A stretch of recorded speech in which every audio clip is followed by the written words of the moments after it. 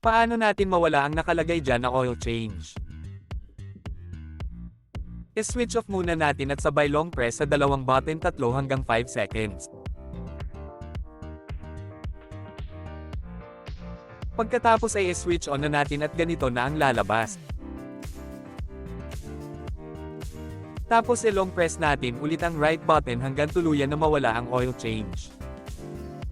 Ganoon lang kasimple at kadali mag-reset ng oil change sa ADV 160 natin.